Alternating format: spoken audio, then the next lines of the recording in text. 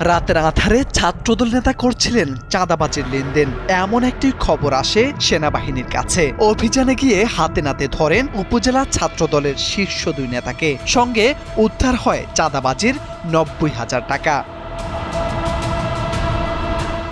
অরূপ চৌধুরী নামে এক ব্যক্তিকে আটক রেখে 1.5 লাখ টাকা চাঁদা দাবি করা হয়। চক্রের নেতৃত্বে ছিলেন হবিগঞ্জের মাধবপুর উপজেলা ছাত্রদলের সদস্য সচিব জামিল চৌধুরী। খবর পেয়ে সেনা সদস্যরা মধ্যরাতে অভিযান চালিয়ে হাতে নাতে ধরেন জামিল চৌধুরী ও তার সহযোগী ছাত্রদল নেতা মোনায়েম খানকে। পালিয়ে যান চক্রের আরও 3 জন ছাত্রদল নেতা।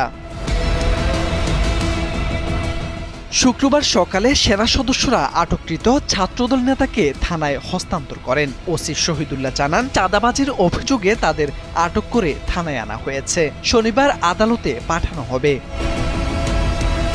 তার বিরুদ্ধে সেনা ক্যাম্পে একটা লোক অভিযোগ করছে, তার থেকে সে চাঁদা আদায় করছে, তাকে প্রতিরোধ করে চাঁদা আদায় করছে। এই অভিযোগ তাকে ধরে আনা থানায় হস্তান্তর করছে। ওর থেকে আমরা অভিযোগ দিচ্ছি, চাঁদা দিয়েছি। জেলা ছাত্রদলের সভাপতি শাহ রাজীব আহমেদ রিঙ্গন জানিয়েছেন, ব্যক্তিগত অপরাধের দায় নেবে না সংগঠন। জামিলের বিরুদ্ধে সাংগঠনিক ব্যবস্থা নেওয়া হবে। আমাদের বক্তব্য স্পষ্ট যে কোনো ব্যক্তি দায় সংগঠন নেবে না। যদি আমরা এটার সাথে সংশ্লিষ্টতা পাই, ঠিক আছে, টিম সংশ্লিষ্ট পাই, আমরা খুব দ্রুত সমাজে সাংগঠনিক ব্যবস্থা নিতে পারবো।